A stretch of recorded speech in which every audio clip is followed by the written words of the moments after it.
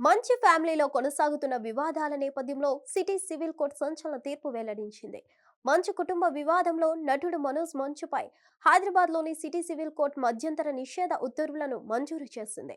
YouTube లేదా మరే ఇతర సోషల్ మీడియా ప్లాట్ఫామ్స్ లో విష్ణు మంచు గురించి ఎలాంటి పరువు నష్టం కలిగించే ప్రకటనలు చేయకుండా మనోజ్ కు కోర్టు ఉత్తర్వులను జారీ చేసింది. మంచు కుటుంబంలో కొనసాగుతున్న కుటుంబ వివాదం నేపథ్యంలో మంచు మనోజ్ అవమానకరమైన వ్యాఖ్యలు చేయడంతో అది విష్ణు మంచుకు బాధ కలిగించిందని, అలాగే ఆయన ప్రతిష్టకు హాని కలిగేలా ఉన్నాయని, విష్ణు పబ్లిక్ ఇమేజ్ ను దెబ్బతీసే విధంగా మాట్లాడారని ఆయన తరపు న్యాయవాదులు వాదించారు. విష్ణు సమర్పించిన సాక్ష్యాలను సమీక్షించిన అనంతరం అతని వ్యక్తిగత సమగ్రతను దృష్ట్యా విష్ణు మంచు ప్రతిష్టకు పరువుకు భంగం కలిగించే వ్యాఖ్యలను నిరోధించేలా తీర్పును ఇచ్చింది. మరోవైపు మోహన్ బాబుకి తెలంగాణ హైకోర్టులో చుక్కెదురైంది. హత్యాయత్నం కేసులో సోమవారం వరకు అరెస్ట్ చేయొద్దని కోరుతూ బెయిల్ పిటిషన్ కోరారు మోహన్ బాబు.